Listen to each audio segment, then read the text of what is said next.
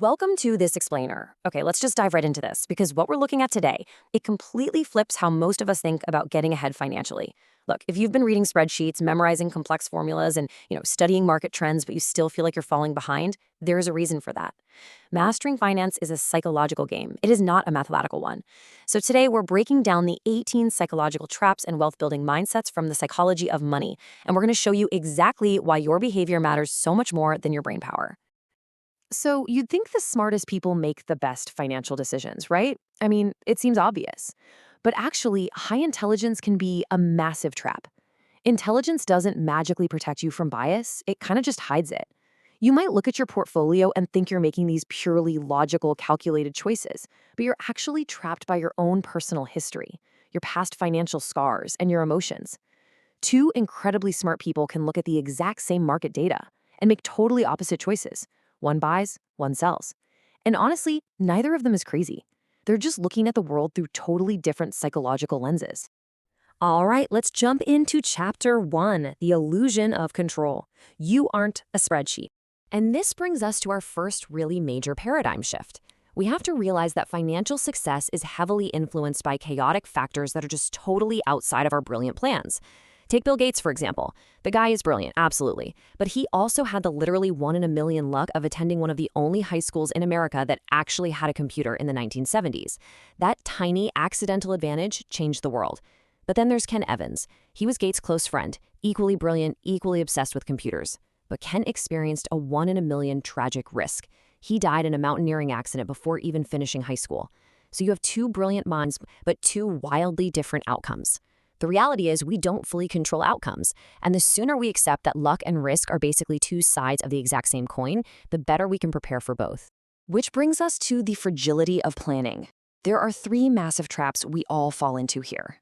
First, you think you're purely logical. Spoiler alert, you're not. Second, you build these pristine, perfectly optimized plans that leave absolutely zero room for emotion, which means the very second a market crash happens and the fear sets in, the plan just breaks. And third, you forget that your future self is going to change. Psychologists actually call this the end of history illusion. You think you know exactly what you'll want in 10 years, but you don't. Financial plans usually fail because they assume we're these emotionless machines whose desires are just never going to evolve. Morgan Housel perfectly captures the solution here. He says, aiming to be mostly reasonable works better than trying to be coldly rational. Think about it. A perfectly optimized, coldly rational spreadsheet plan is completely useless if you just panic and abandon it halfway through a downturn.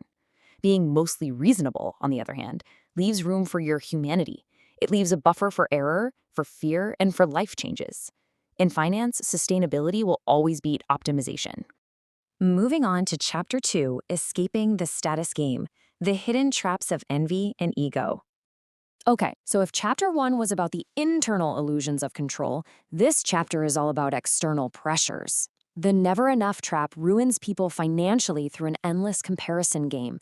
The bar just constantly moves. You see this all the time when people buy into comforting, flashy stories, like the 2021 crypto boom, for instance. But the ultimate trap? Risking what you already have and actually need for what you don't have and really don't need. Look at folks like Bernie Madoff or a Sam Bankman-Fried. They had incredible wealth, brilliant minds, and legitimate status, but they had absolutely no definition of enough. They just kept chasing more and more, risked everything, and eventually lost it all. When comparison has no ceiling, the only way to actually win the game is to stop playing. And this leads us to a concept that will completely flip your perspective. It's called the man in the car paradox. Here's the truth. No one is impressed with your stuff as much as you are. They're really only imagining themselves with your stuff. When you drive by in a sleek new Ferrari, people aren't admiring you. They don't even see you. They're just picturing themselves in the driver's seat. Your wealth merely becomes a mirror that reflects other people's desires. So luxury items, they don't buy respect. They really just buy attention. There's a stark, absolute contrast between looking rich and being wealthy. Looking rich is loud. It's spending money specifically to show people how much money you have. But spending money to show wealth is literally the fastest way to have less of it. Being wealthy, though, that is silent. It's the money you didn't spend. It's the car you decided not to upgrade. True wealth is practically invisible because it consists of financial assets that just haven't been converted into stuff yet. I want you to remember this one line. Savings is the gap between your ego and your income. If your lifestyle and your ego inflate at the exact same rate as your paycheck, you are never going to build wealth. True wealth is built by needing less. It's saving money simply to buy yourself flexibility and breathing room, not just to buy more shiny things to impress total strangers. Which brings us to Chapter 3, The Hidden Price of Investing, Surviving the Chaos of the Market. Now that we've tackled our ego, let's look at how we actually interact with financial markets. The key to surviving the market is completely redefining how you view volatility. You have to start seeing market volatility as a fee for admission to long-term gains. It is not a fine for making a mistake. For example, Netflix returned over 35,000% between 2002 and 2018. Massive, right? But during that incredible run, it spent 94% of its time below its all-time high. 94%. The emotional discomfort, the fear, seeing your portfolio drop into the red, that is the hidden price you pay for massive returns. It's just a fee, so pay it willingly. Here's the thing. Getting rich and staying rich are two entirely different skill sets. Getting rich requires playing offense. It takes boldness, taking big risks, and extreme optimism. But staying rich? That requires extreme defense. It requires caution, a lot of humility, and a massive margin of safety. You have to survive the short-term catastrophes so you can actually stay in the game long enough for compounding to do its magic. And part of playing good defense is navigating these big market illusions. First, do not fall for the pessimism trap. A headline screaming about a 40% crash always sounds urgent and super smart, while slow, steady compounding just sounds kind of naive. Don't fall for it. Second, stop treating historians like prophets.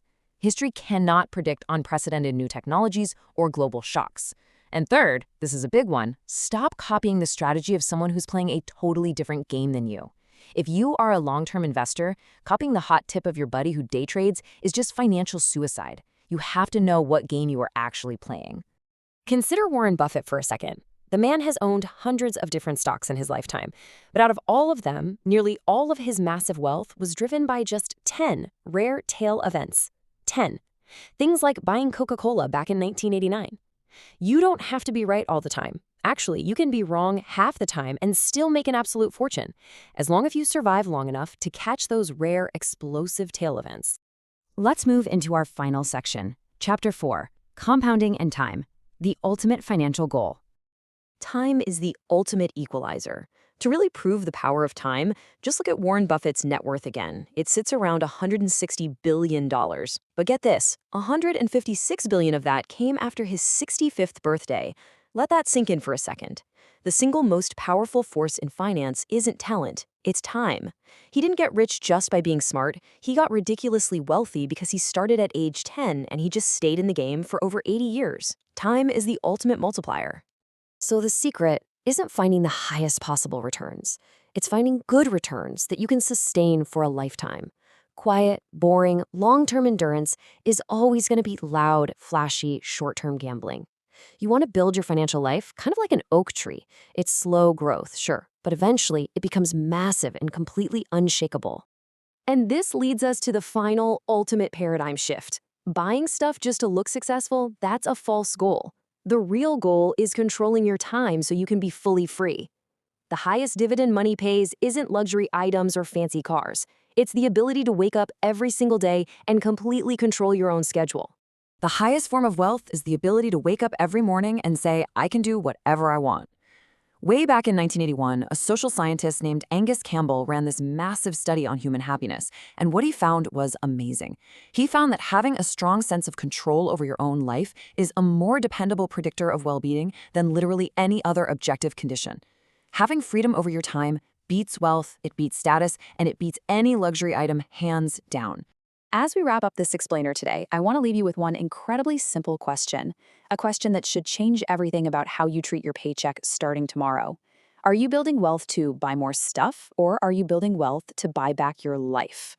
Master your mind, redefine what wealth actually means to you, and start using your money to buy your freedom.